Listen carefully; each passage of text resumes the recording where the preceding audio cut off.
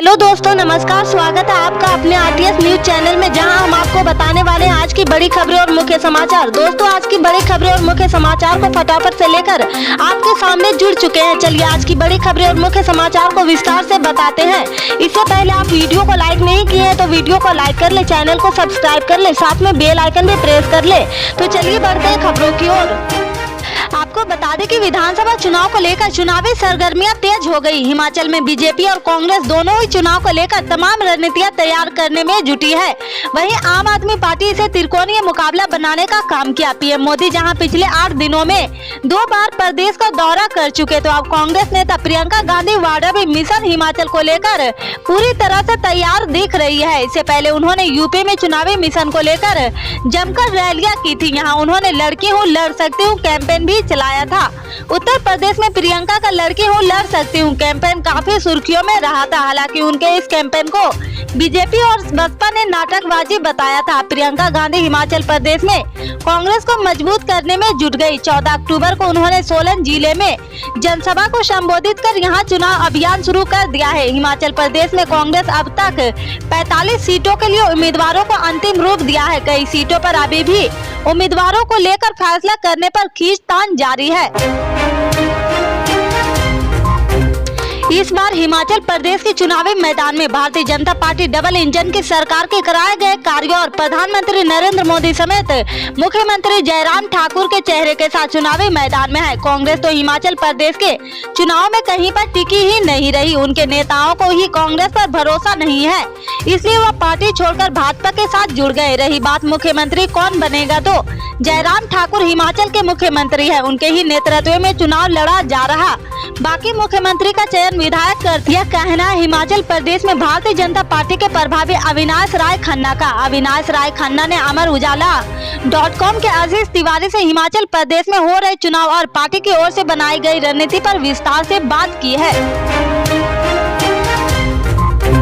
कांग्रेस अध्यक्ष पद के उम्मीदवार मल्लिकार्जुन खड़गे ने बेंगलुरु में कहा कि कर्नाटक में 100% हमारी पार्टी सत्ता में वापस आएगी। हमारा नेता कड़ी मेहनत कर रहे हैं। भाजपा आरएसएस यहाँ स्वायत्त निकायों और सरकारी मशीनरी का दुरुपयोग कर रहे हैं। उन्होंने कहा कि हमें संसद से सड़क तक लड़ना है। यह मुश्किल है क्योंकि बेरोजगारी और समुद्रावती जीडीपी विकास दर गिरी है, रुपया का मूल्य गिर रहा, पेट्रोल डीजल और आवश्यक वस्तुओं का कीमत भी बढ़ रही है।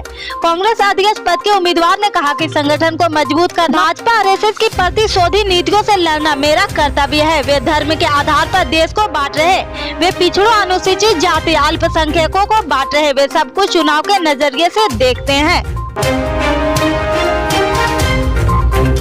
भारतीय रुपया डॉलर के मुकाबले रिकॉर्ड लो पर पहुंच गया। इस बीच वित्त मंत्री निर्मला सीतारमण ने गिरते रुपये पर अपनी बात रखी और कहा कि भारतीय रुपया फिसल नहीं रहा बल्कि अमेरिकी डॉलर मजबूत हो रहा। वित्त मंत्री ने यह बात वाशिंगटन डीसी पे एक कॉन्फ्रेंस को संबोधित करते हुए कही है। दरअसल निर्मला सीतारमण इस समय अमेरिकी दौरे पर है। यहाँ भारत की विकास कहानी और मजबूत अर्थव्यवस्था के बारे में बोलते हुए रुपया पर अपनी बात रखी है।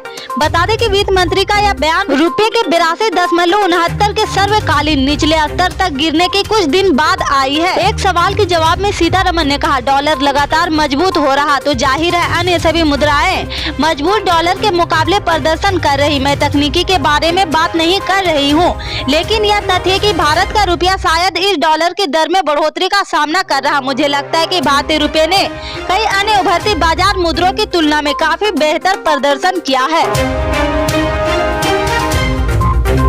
गुजरात विधानसभा चुनाव 2022 के लिए आम आदमी पार्टी ने रविवार को अपनी 5वीं लिस्ट जारी कर दी। इस लिस्ट में 12 उम्मीदवारों के नाम शामिल है। आपकी ओर से इन्हें मिलाकर अब तक 53 उम्मीदवारों का नाम का ऐलान किया जा चुका है। 182 सीटों वाली गुजरात विधानसभा के लिए साल के अंत तक चुनाव होने की उम्मीद है। आपके गुजरात यूनिट ने रविवार को एक ट्वीट कर कहा, गुजरात विधानसभा चुनाव 2022 के तहत आम आदमी पार्टी की 5वीं सूची में स्थान हासिल करने वाले सभी उम्मीदवारों को बधाई हो और शुभकामनाएं भी हो। अभी बदलाव की जरूरत है, एक मौका केजरीवाल को।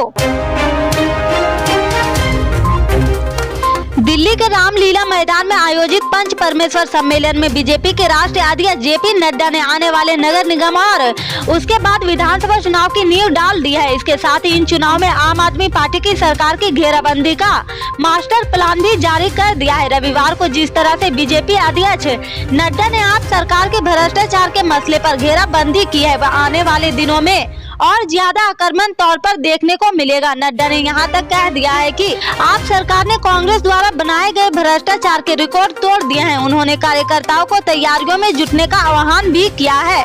इससे आगे की अपडेट्स को जानने के लिए जुड़े रहे हमारे आरटीएस न्यूज चैनल से। मिलते हैं फिर बड़ी खबर में, तब तक के लिए जय हिंद।